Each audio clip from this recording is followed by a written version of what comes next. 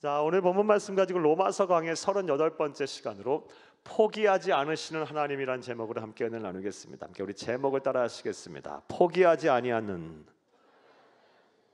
하나님. 다시 한번 따라 하시겠습니다. 포기하지 않으시는 하나님. 네, 고맙습니다. 감사드립니다. 우리는 일찍이 로마서 8장에서 사도 바울이 예수를 그리스도로 믿으면 하나님께서 값없이 의롭다 하시고 구원을 주신다는 이 복음의 정수를 깨닫고 그 기뻐하며 막 환희의 성가를 부르는 장면을 살펴보았습니다.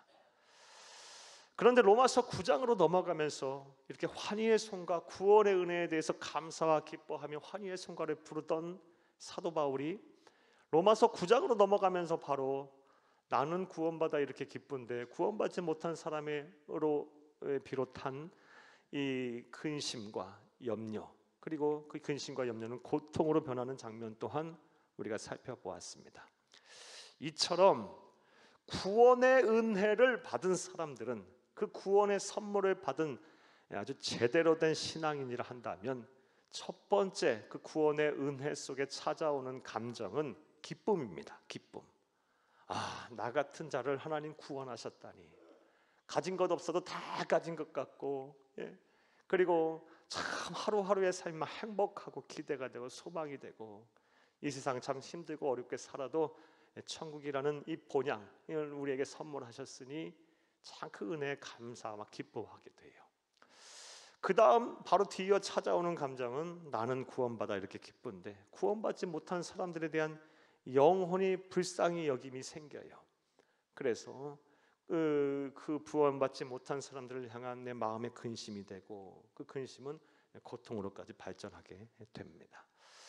따라서 여러분 가운데 지금 아직 이 구원에 대한 기쁨, 구원에 대한 감격, 이 하나님이 주신 이 구원의 선물에 대한 감사가 여러분 가운데 없다면 여러분 빨리 이것보다 급한 게 없어요. 우리 주 예수 그리스도의 십자가의 보혈의 공로에 의지하여 구원의 선물을 받으시기를 바랍니다. 여러분의 입을 열어 예수님을 주로 시인하세요. 여러분의 마음을 열어 예수님을 여러분의 구세주로 영접하세요. 그럼 구원의 선물을 주실 것입니다. 할렐루야. 또한 이 구원의 확신은 있는데 이 영원 사랑하는 마음이 내 안에 없어서 나는 구원받아 이렇게 기쁜데 구원받지 못한 사람을 향한 이 근심과 고통이 내 안에 없다면 여러분 죄송하지만 다시금 복음 앞에 서셔야 합니다. 그리고 이 십자가의 은혜의 강을 다시 건너야 돼요. 마음과 생각이 새로워져야 하고 우리 하나님 아버지의 마음이 내 마음이 되도록 기도하셔야 됩니다. 이런 은혜와 실천이 저와 여러분 가운데 있기를 간절히 주의 이름으로 축복합니다. 특별히 사도 바울은 로마서 9장 말씀을 보게 되면 그는 이방인의 사도로 부르심을 받았음에도 불구하고 이 구원의 은혜를 체험하고 나자 이방인들이 아닌 자신의 동족 형제들이 먼저 생각이 났습니다. 곧 이스라엘 백성들이에요. 사도 바울은 이 이스라엘 백성들이 분명 하나님의 선택을 받은 것이 분명한데 여기서 말하는 이스라엘 백성들은 구약의 이스라엘 백성들을 말합니다.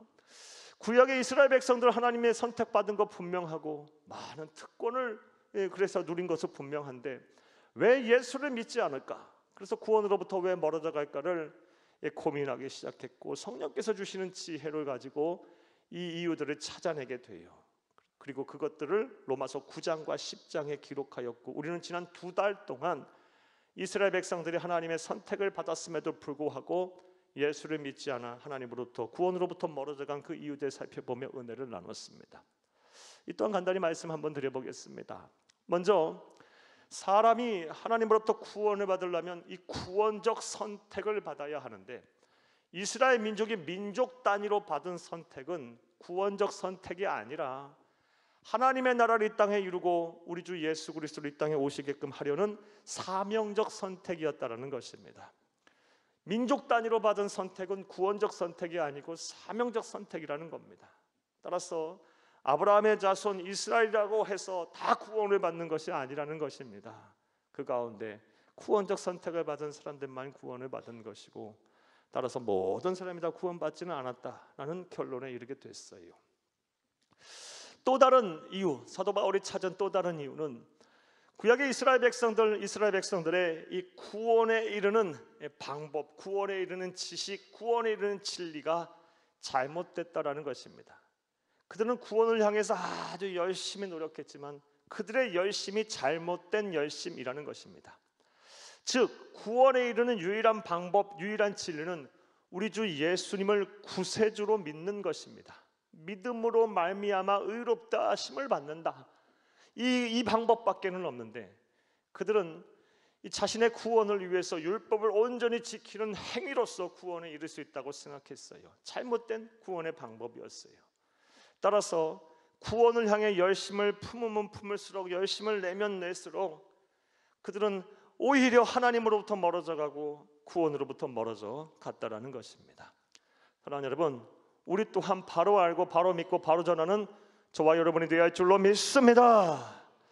나아가서 이 사도 바울이 성령께서 주신 지혜로 찾은 이스라엘 민족의 선택을 받은 것임에 분명함에도 이 예수를 믿지 않은 근본적인 이유는 그들이 예수와 복음에 대해서 몰라서가 아니고 타락해서 의도적으로 예수 믿기를 거부하고 복음 앞에 불순종하였기 때문이다라는 것입니다. 그런데 오늘날에도 이런 분들이 많습니다. 과거 어릴 적에 예수를 믿고 또 신실한 성도였다가 어떤 이유가 돼서 실족해서 하나님을 떠나고 주의 몸된 교회를 떠나고 신앙을 저버린 사람들이 이 세상에는 참 많습니다. 그리고 안타깝게도 대체로 그런 분들은 이 복음에 대해서 적대적입니다. 교회와 하나님의 말씀에 대해서 부정적입니다. 안티크리스천들 대부분은요 초신자들이 아니에요. 전혀 모르던 사람들이 아니에요. 과거 신앙생활하다가 어떤 이유가 됐든 실족한 사람들입니다. 마치 구약의 이스라엘 백성들과 같아요. 이런 분들 생각할 때마다 마음이 참 아픕니다. 왜냐하면 아무리 좋게 생각을 해도 이런 분들 실상은 하나님 앞에서 타락한 성도이기 때문입니다. 우린 지난 시간 시브리서 6장 6절 말씀을 통해서 성도의 타락이 무엇을 의미하는지를 말씀을 들었어요. 성도가 타락하면요 예수님을 십자가에 두 번째 못 박는 거라 그랬습니다. 그리고 드러내놓고 우리 주 예수님을 욕되게 하는 것이라고 말씀하셨어요. 부탁드려요. 하나님의 나라 가는 그날까지 오늘 말씀을 들으시는 그 어떤 분도 타락한 성도가 되지 않기를 간절히 주의 이름으로 부탁합니다. 특별히 우리의 젊은 청년들 그리고 여러분의 자녀들과 후손들이 타락한 성도가 되지 않기를 바라고 이미 그렇게 됐다면 빨리 다시 조금 주 앞으로 돌아올 수 있기를 간절히 주의 이름으로 축복합니다. 자, 이렇게 사도 바울은 성령께서 주시는 지혜를 가지고 이 이스라엘 민족의 선택을 받았음에도 불구하고 왜 예수를 믿지 않아 구원으로부터 멀어져 갔는가의 그 이유를 찾았어요. 그리고 로마서 9장과 10장에 기록을 했고 자신이 목회하는 성도들에게 가감없이 적나라하게 이것을 설명했습니다. 그렇게 한 이유는 오직 하나입니다. 자신의 동족 혈족인 이스라엘 민족이 회개하고 주께 돌아와 예수를 믿고 구원을 받기를 원했기 때문이에요. 자, 그런데 이러한 일련의 과정에서 사도 바울조차 생각을 못했던 문제가 발생하게 됩니다. 그 문제가 무엇이냐? 이스라엘 민족이 선택을 받았음에도 불구하고 다양한 특권을 누렸음에도 불구하고 예수를 믿지 않은 그 이유를 성도들에게 적나라하게 설명을 했더니 성도들 중에 일부가 우리 민족이 하나님 앞에 범죄하였으니 이제 우리는 하나님으로부터 버림받았다. 우리에게는 구원이 없을 것이다. 우리의 부모, 형제, 자녀들은 이제는 구원을 받지 못할 것이다 라고 낙심하며 하나님의 사랑을 의심하는 사람들이 생겨났던 것입니다. 그래서 그냥 풀이 죽어서 그냥 주저앉아 버렸고요. 영혼 구원까지도 포기하는 일들이 막 생겨나게 됐어요. 사랑하는 여러분, 그런데 오늘날에도 이런 분들이 참 많습니다. 예를 들어서 어떤 분들은 이 설교를 통해서 또 하나님의 말씀을 통해서 죄를 지적하고 죄와 허물을 지적하면 책망하게 되면 마음을 새롭게 하고 회개하여 우리 주 예수님과 새로운 삶을 시작해야 할 터인데 그냥 주저앉아 버려요. 내가 그렇지, 나 같은 죄인, 내가 무슨 복을 받겠어, 무슨 하나님이 나를 기억기나 하겠어, 내가 무슨 기도해도 내가 무슨 응답이 있겠어. 이 신앙의 패배주의에 휩싸여서 그냥 풀이 죽어 주저앉으신 버리시는 그런 분들이 의외로 또 많습니다. 그래서 이 신앙이 퇴보하고 오히려 하나님부터 교회로부터 멀어져 가는 성도님들이 참 많습니다. 여러분들은 어떠십니까? 또 이것을 영혼 구원이라는 관점에서 또 생각해 보면요, 우리가 전도해야 될 대상자가 오랜 시간 동안 공을 들이고 또 권면을 하고 기도했음에도 불구하고 이 예수를 믿기를 거부해요. 아니 이전보다 더 완강하게 거부를 해요. 그럴 경우 많은 성도님들이 낙심하게 됩니다. 나는 전도의 은사가 없나 보다, 나는 해도 안 되나 보다, 이런 생각도 들고요 하시고요. 또 이 전도인 대상자를 향해서는 저 사람은 하나님이 버리신 사람은 아닐까, 내 능력으로 안 되는 것이 아닐까, 하나님의 능력으로도 안 되는 것이 아닐까라는 이런 생각에 영혼 구원을 포기하시는 분 또한 참 많습니다. 사랑하는 여러분, 여러분들은 어떠십니까? 그런데 오늘 본문 말씀을 보게 되면 사도 바울은 그렇지 않았습니다. 사도 바울은 당장의 실패로 인해서 낙심하지 않았습니다. 무엇보다 영혼 구원에 관련해서 이스라엘 민족이 얼마나 완강하게 예수 믿기를 거부했습니까? 예수 믿는다고 얼마나 핍박을 했습니까? 사도 바울이 복음을 전하는 현장마다 찾아다니면서 얼마나 방해를 했습니까? 그럼에도 불구하고 낙심하지 않고요, 영혼 구원을 포기하지 않았습니다. 자, 그렇다면 사도 바울은 우리와 똑같은 사람일 텐데 어떻게 그럴 수가 있었을까요? 어떻게 그런 상황 속에서 낙심하지 않고 영혼 구원을 포기하지 않을 수가 있었을까요? 답은 하나입니다. 사도 바울에게는 분명한 확신이 있었기 때문입니다. 하나님은 자기 백성을 버리지 아니하시고, 하나님은 자기 백성을 포기하지 아니하시고 사랑하신다. 하나님은 자기 백성을 버리지 아니하시고 포기하지 아니하시고 구원하신다는 확신이 있었기 때문입니다. 이 확신이 있었기 때문에 당장의 실패에 낙심하지 않았고요, 그리고 영혼 구원이 당장 이루어지지 않아도, 그 꿈이 이루어지지 않아도 자신의 동족과 혈종에 그렇게 완강하게 거부를 하고 하나님을 떠나고 예수를 믿지 않아도 영혼 구원을 포기하지 않았던 것입니다. 오늘 보면 1절을 함께 보겠습니다. 그러므로 내가 말하노니 하나님이 자기 백성을 버리셨느냐? 그럴 수 없느니라. 여기까지만 보겠어요. 누군가 많이 낙심해버린 거예요. 하나님이 우리를 버렸어. 하나님의 선택을 받은 이스라엘 백성들이 구원에부터 자꾸 멀어져 갔다는 그 이유에 대해서 설명하자 이 일부 성도들이 막 낙심해버린 거예요. 우리 민족을 하나님이 버리셨구나, 버리셨구나, 이 말씀하는 거예요. 11장 1절에 하나님이 우리를 버리겠느냐? 절대 그럴 수 없느니라. 이렇게 하고 11장을 시작하는 겁니다. 사랑하는 여러분, 이처럼 하나님은 자기 백성을 버리지 않습니다. 자기 백성을 포기하지 아니합니다. 반드시 구원하십니다. 이것을 온전히 믿는 저와 여러분 되기를 간절히 주의 이름으로 축복합니다. 자, 그렇다면 또 생각을 해보겠어요. 어떻게 사도 바울은 또 이런 강한 확신을 갖게 됐을까요? 저와 우리와 똑같은 성정을 가지고 있는 사람일 텐데 어떻게 이런 강한 확신을 갖게 될 수 있었을까요?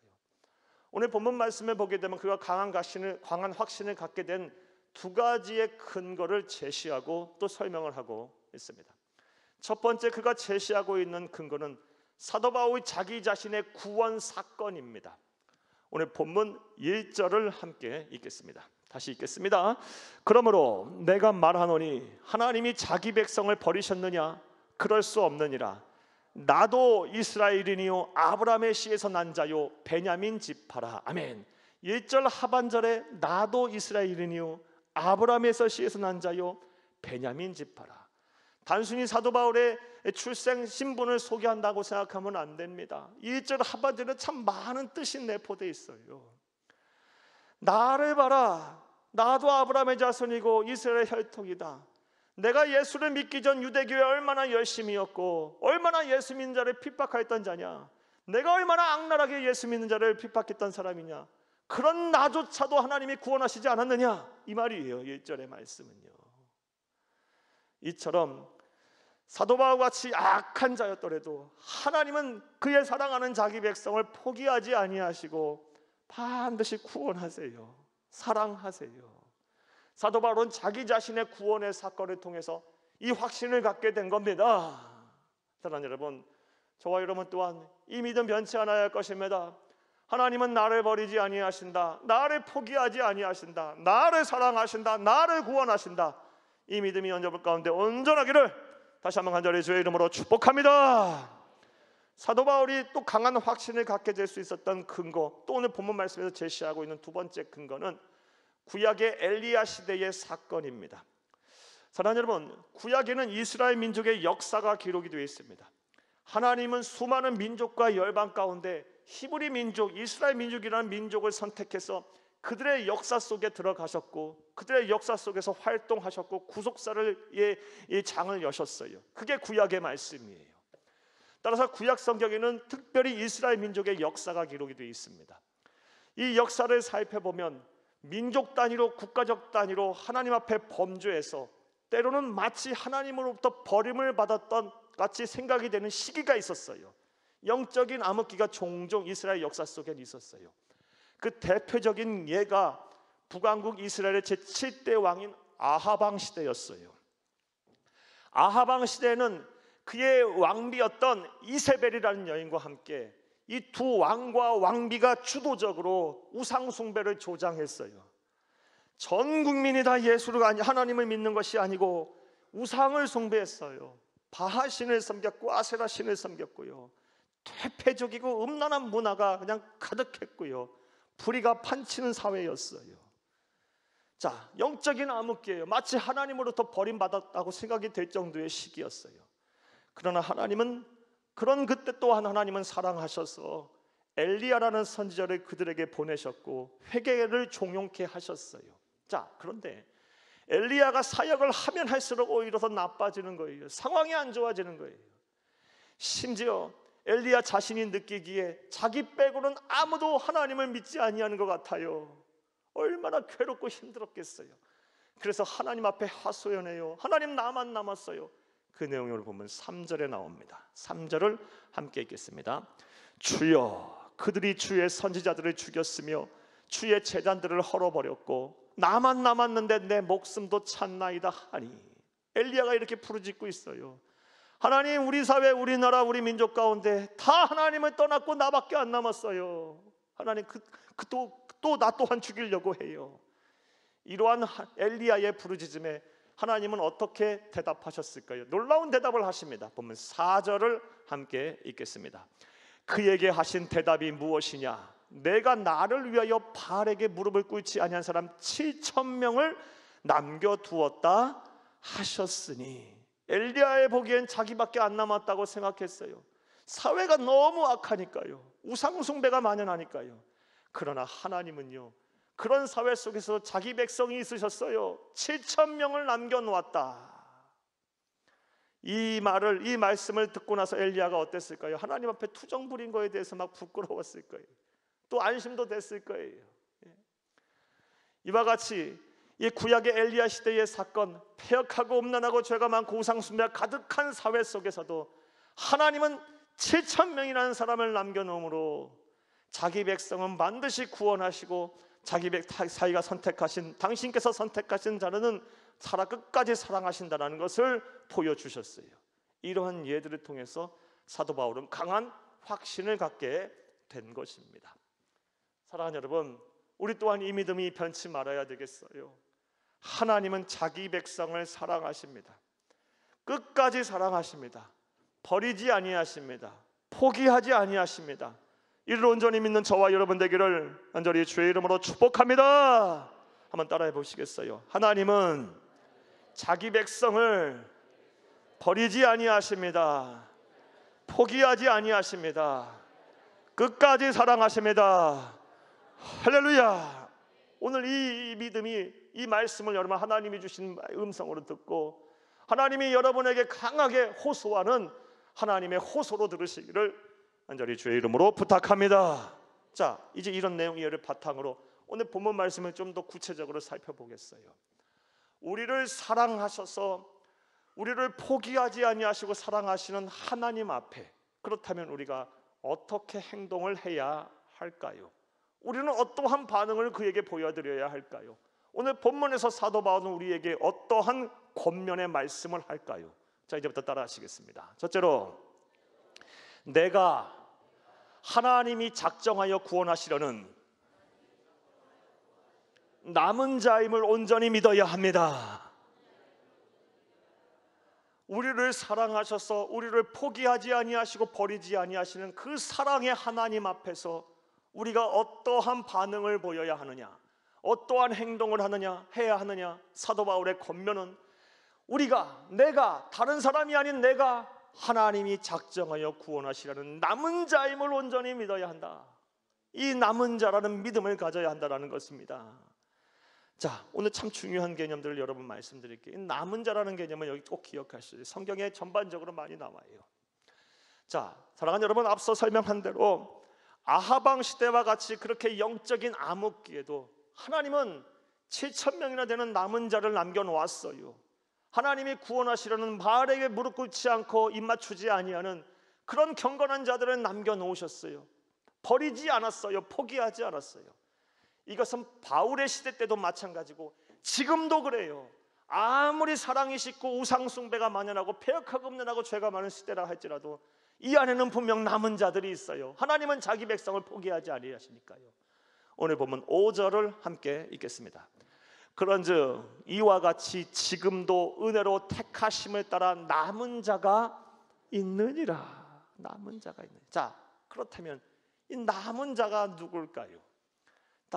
더 정확하게 더 분명하게 표현을 하면 우리가 남은 자인지 아닌지를 어떻게 알 수가 있을까요? 자, 이것에 대한 판단 기준은 명확해요. 아주 간단해요. 여러분 잘 생각해 보세요. 사랑하는 여러분, 지금 여러분이 여러분의 입을 열어 예수를 주로 시인하고 여러분의 마음을 열어 예수님을 구세주로 영접하였다면 여러분이 바로 남은 자예요.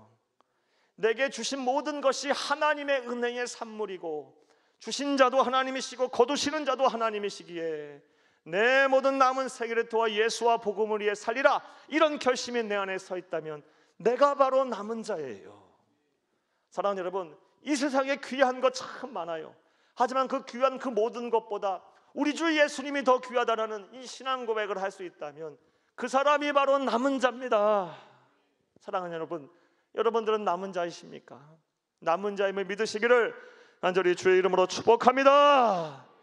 사랑하는 여러분, 아무리 세상이 악하고 폐역하고 심지어 그 남은 자가 악을 행하고 무례하다 할지라도 하나님이 선택하신다면, 하나님이 사랑하신다면, 하나님이 자기 백성이라고 원하신다 말씀하신다면 그 사람은 하나님의 사랑과 하나님의 보호와 인도와 책임과 구원 속에 있는 거예요. 여러분 모두가 다 남은 자임을 믿으시기를, 또 그렇게 되시기를 간절히 주의 이름으로 축복합니다. 자, 그런데 안타깝게도 많은 성도님들이 이 남은 자라는, 내가 남은 자라는 믿음이 종종 흔들려요. 그 이유가 도대체 무엇일까요? 여러 가지 이유를 말씀드릴 수 있겠지만 가장 주된 이유는 하나님께서 이 남은 자의 삶을 어떻게 인도하시는지 이 하나님의 인도의 손길을 착각하기 때문에 그렇습니다. 대체로 많은 성도님들이 하나님께서 구원하시기로 작정한 남은 자의 삶은 탄탄대로라고 생각을 해요. 틀린 얘기 아닙니다. 하나님께서 형통케 하세요. 그런데 매번 그런 것만은 아닙니다. 하나님께서 더 귀하게 쓰시고 또 특별한 은혜와 섭리를 베푸시려면 복을 주시는 때는요, 때로는 이 남은 자의 인생을 고난과 시련의 장으로 막 떠밀어 버리세요. 심지어 절벽 끝에 세우시기도 하세요. 사랑하는 여러분, 이게 하나님의 인도하시는 방법이에요. 이것은 성경의 예를 통해서 참 많이 찾을 수가 있습니다. 대표적인 경우가 출애굽한 이스라엘 백성들입니다. 출애굽한 이스라엘 백성들 바로 적과 꿀이 흐르는 가나안 땅에 입성하지 않았어요. 어디로 하나님께서 인도하셨습니까? 사막으로요, 광야로요. 물 한 모금 제대로 마실 수 없고 풀 한 포기 제대로 나지 아니하는 그곳으로 인도하셨어요. 그건 사람 못 사는 곳입니다. 사랑하는 여러분, 이스라엘 민족이 무슨 광야에서 유목이라도 해봤습니까? 430년은 농경민으로 나일강 삼각주 가장 살기 좋은 고센 땅에 살았어요. 람셋에서 살았어요. 전혀 살아본 경험도 없는 이 광야와 사막, 그곳으로 하나님은 밀어 넣어버리셨어요. 40년을요. 그곳에서 최소한의 사람답게 살려면요, 하나님의 기적이 없으면 안 되는 겁니다. 하나님의 도우심과 하나님의 함께 하심이 없어서는 살 수가 없는 것이에요. 이처럼 종종 하나님께서는 이 작정하시고 구원하시라는 이 남은 자의 삶을 그렇게 고난과 시련의 장으로 밀어버리세요. 막 등 떠밀으셔요. 때로는 절벽 끝에 막 세우시기도 하세요. 그리고 이를 통해서 더 큰 은혜와 더 큰 복을 받아 누리게 하세요. 이전에 보지 못했던 거 보게 하시고, 이전에 경험하지 못했던 거 경험케 하시고, 이전에 소유하지 못했던 거 소유케 하세요. 그런데 이러한 하나님의 인도의 손길을 종종 오해하고 착각하다 보니까 내가 과연 남은 자인가 아닌가, 하나님의 구원받은 백성인가, 하나님이 나를 버리지 아니하시는가, 포기하지 않으시는가, 이런 믿음이 막 흔들리는 거예요. 그러므로 지금 여러분의 삶이 공궁하고 피폐하고 앞길이 그냥 꽉 막히고 절망적이라 할지라도 사랑하는 여러분, 여러분이 하나님의 남은 자라는, 반드시 포기하지 아니하시고 버리시지 아니하시고 구원하시는, 도와주시고 함께하시고 복을 주시는 그런 복을 받게 하시는 그런 남은 자임을 온전히 믿는 여러분 되기를 간절히 주의 이름으로 축복합니다. 이 믿음 위에 시작을 하면 되는 거예요. 이 믿음을 가지고 우리 주 예수님과 함께 이 고난을 이겨내면 되는 겁니다. 그럼 반드시 이기게 하실 것이고, 반드시 복을 주실 것이며, 반드시 구원하실 것입니다. 이런 은혜와 실천이 저와 여러분 가운데 가득하기를, 충만하기를 간절히 주의 이름으로 축복합니다. 자, 하나님은 사랑이십니다. 하나님은 사랑이셔서 하나님은 자기 백성을 절대로 버리지 아니하시고 포기하지 아니하십니다. 그런 하나님 앞에서 우리가 어떠한 반응, 어떠한 행동을 해야 합니까? 다른 사람이 아닌 바로 내가 하나님이 작정하셔서 구원하시려는 남은 자라는 온전한 믿음을 가져야 합니다. 또 두 번째로 우리가 어떠한 반응을 하나님 앞에 보여야 할까요? 따라하시겠습니다. 둘째로, 나의 인생관이 밥상이 되어서는 안 됩니다. 이게 느닷없이 웬 밥상 얘기입니까? 오늘도 또 중요한 개념 또 하나 말씀을 드리려고 해요. 성경에 나오는 얘기이기 때문에 말씀을 드릴 거예요. 우리의 인생관, 다른 말로 우리의 가치관, 다른 말로 우리의 삶의 목표, 우리의 삶을 이끄는 방식, 또 다른 말로 우리의 주된 관심사, 이것이 밥상이 되어서는 안 된다라는 것입니다. 사랑하는 여러분, 여러 차례 말씀드렸다시피 이스라엘 백성들, 구약의 이스라엘 백성들입니다. 오늘날 이스라엘 백성들과 동일시하면 안 됩니다. 구약의 이스라엘 백성들은 하나님께서 선택하신 선민이었고요, 우리는 신약의 시대를 살고 있는 사람들이에요. 오늘날의 선민은 예수님의 구세로 믿는 우리 모두가 다 선민입니다. 우리는 성령의 시대, 우리는 교회의 시대, 우리는 말씀의 시대를 살고 있는 거예요. 구약의 이스라엘 백성들은 분명 하나님이 선택하신 선민이었어요. 여러분 생각해 보세요. 수많은 민족과 열방 그 누구도 하나님을 모를 때 그들은 하나님을 알았어요. 하나님께 예배할 줄 모를 때 그들은 예배하고 있었어요. 그들만 하나님의 뜻인 율법을 갖고 있었고요, 그들의 역사 속에 하나님 들어가셔서 수많은 언약과 영광을 보여주셨고요, 믿음의 조상도 그들에게 주셨고요, 무엇보다 그들의 후손을 통해서 우리 주 예수 그리스도께서 이 땅에 오시게 하셨어요. 분명 선택과 특권을 받은 하나님의 선민들이었어요. 자, 그렇다면 구약의 이스라엘 백성 그렇게 선택과 특권을 받았다면 분명 그들 가운데 대부분은, 아니 거의 모두가 다 남은 자가 되어야 되는 것 아니겠습니까? 자, 그런데 결과는 어떠해요? 그들 가운데 예수 믿는 사람 그렇게 많지 않아요. 하나님의 구원으로부터 많이 벗어났어요.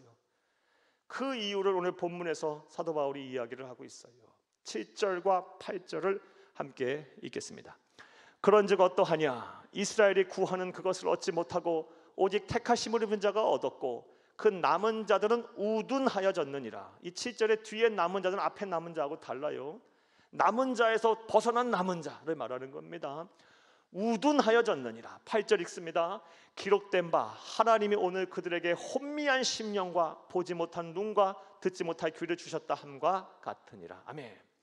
왜 구약의 이스라엘 백성들이 분명 선민이고 특권을 받은 자들임에 분명한데 왜 남은 자들이 되지 못했을까? 사도 바울이 성령께서 주신 지혜로 내린 결론이 무엇이냐? 우둔해졌다라는 거예요. 우둔해졌다. 그래서 심령이 어떻게 됐다? 혼미해졌다. 갈 바 몰라진 거예요. 스스로 지혜롭다 여겨 로마서 1장에서 말씀처럼 그 마음과 생각이 공허해지고 허망해져서 심령 혼미해져서 보지 못할 눈과 듣지 못할 귀를 갖게 됐다.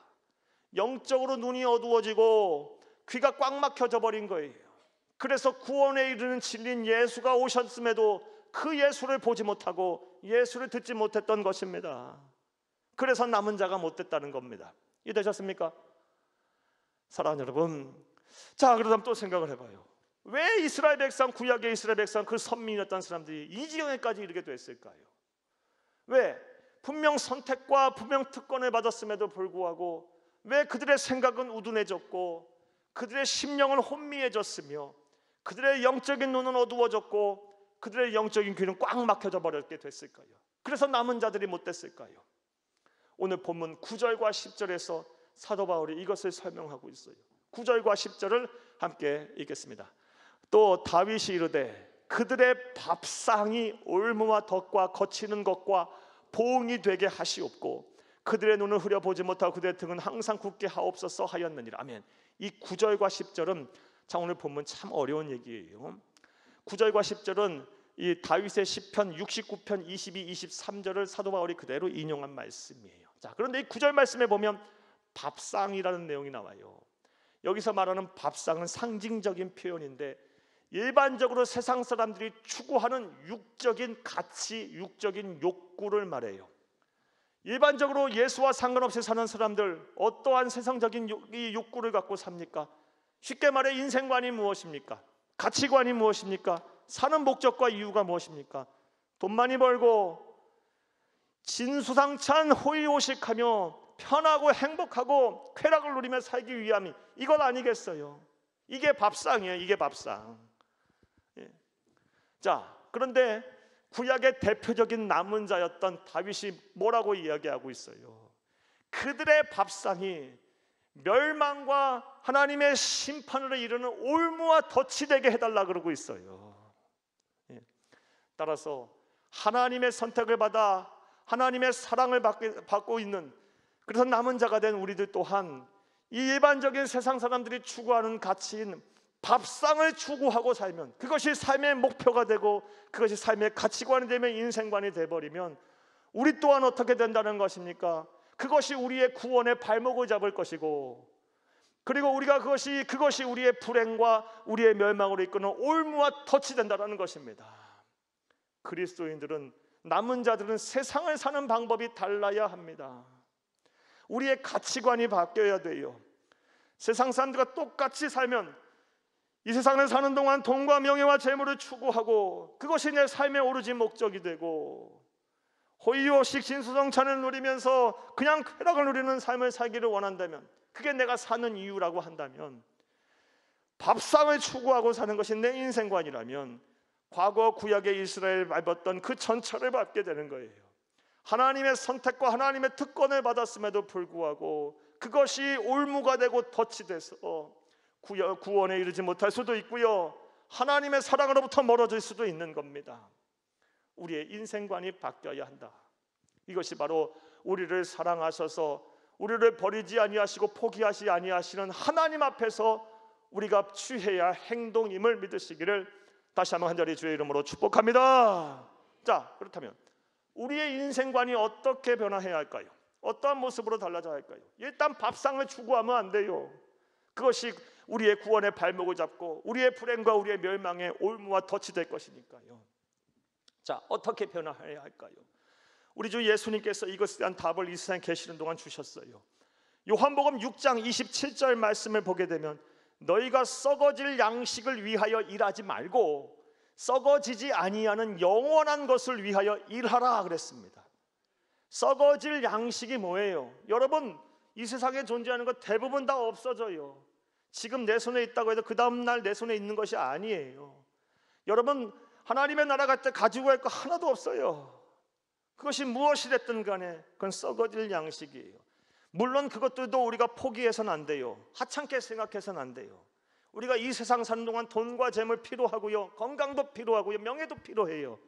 그것도 추구하고 사셔야 돼요. 하지만 그것이 내 삶의 목적이 되고 내 인생관이 되고 가치관이 되는 순간 우리는 밥상을 추구하는 구약의 이스라엘 백성들의 전철을 밟게 되는 것이고, 또 이 세상에 그것이 올무와 덫이 돼서 영원한 사망을 향해 달려가는 일반적인 세상 사람들과 똑같아지는 거예요.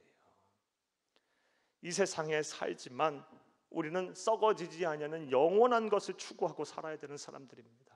그 영원한 것이 무엇입니까? 하나님의 나라, 예수와 복음, 하늘 행복, 이런 것들을 우리는 바라보고 살아야 돼요. 이제부터 여러분이 사는 목적이 하나님의 나라가 되기를 간절히 바랍니다. 여러분이 사시는 이유가 영혼 구원 때문임을 믿으시기를 간절히 바랍니다. 여러분이 열심히 일하고 열심히 돈을 벌고 더 높은 지위까지 올라가야 하는 이유가 이 세상에는요, 가난하고 병들고 정말 삶에 지쳐서 인생의 그냥 끝을 날리고 있는 사람들이 많아요. 무엇보다 예수를 몰라서 향방 없는 인생을 살다가 공허함 속에 세상 떠나는 사람 많아요. 그들을 다시 일으켜 세우고 회복시키고 사람답게 창조의 섭리대로 다시 하나님의 전인격적인 사람으로 만들어내는 것, 하나님의 자녀 되는 것이 이 위해서 여러분이 열심히 공부하고 열심히 돈을 벌고 또 높은 지위까지 올라가야 하는 것임을 잊지 마시기를 바랍니다. 이것이 세상을 살지만 영원한 것을 추구하는 사람, 남은 자의 진정한 신앙의 모습입니다. 이제 말씀 맺겠습니다. 사랑하는 여러분, 하나님은 사랑이십니다. 이유를 불문하고 하나님은 사랑이십니다. 하나님의 사랑은 측량할 수가 없습니다. 우리의 언어로 표현할 수가 없습니다. 한이 없는 사랑을 갖고 계신 분이십니다. 그 하나님께서 우리에게 약속하시고 말씀하십니다. 자기 백성, 나의 백성은 난 버리지 않겠다, 나의 백성을 포기하지 않겠다고 말씀하고 계세요. 이 하나님을 바라보세요. 이 하나님을 믿으세요. 그리고 이 하나님 앞에서 오늘 본문의 사도 바울이 우리에게 주신 이 권면의 말씀대로 행동을 하세요. 먼저 내가 하나님이 작정하여 구원하시려는 남은 자임을 온전히 믿는 여러분들이 다 되기를 바랍니다. 내가 남은 자다, 하나님은 나를 버리지 않는다, 하나님은 나를 포기하지 않는다라는 이 믿음이 굳건해지시기를 바라요. 흔들리지 마시기를 바라요. 설령 세상 사는 동안 별일 다가온다 할지라도 이해할 수 없는 고난과 고통을 겪고 도저히 받아들일 수 없는 상황 속에 놓인다 할지라도 여러분이 남은 자라는 이 온전한 믿음이 살아있다면 그거 아무 문제 안 될 거예요. 우리 주 예수와 함께 넉넉히 이기게 될 것입니다. 이런 은혜와 복이 저와 여러분 가운데 함께 하기를 간절히 주의 이름으로 축복합니다. 나아가 우리의 인생과 나의 인생관이 밥상이 돼서는 안 됩니다. 세상의 일반적인 사람들이 추구하는 가치가 우리의 가치가 돼서는 안 돼요. 돈과 재물 필요합니다. 많이 버세요. 꼭 필요한 거예요. 하지만 그것이 내 인생의 목적이 돼서는 안 됩니다. 우리는 세상을 살지만 영원 속에 살아야 되는 사람들이에요. 사랑하는 여러분, 이제부터 부탁해요. 여러분의 인생관이, 여러분의 삶의 목적이, 여러분의 관심사가 하나님의 나라의 꿈을 꾸시고 있기를 바라요. 하나님의 시설이 있는 곳에 여러분의 시선도 있기를 바라며 하나님의 마음이 있는 곳에 여러분의 마음도 있기를 간절히 주의 이름으로 축복합니다. 그리하면 하나님께서 여러분을 책임지실 거예요. 남은 자를 어떻게 책임지신다고 말씀하셨습니까? 버리지 아니하시고 포기하지 아니하시고 사랑하시며 구원하신다고 말씀하셨어요. 이런 은혜와 복이 여러분 가운데 충만하기를 간절히 주의 이름으로 축복합니다. 축복합니다. 축복합니다.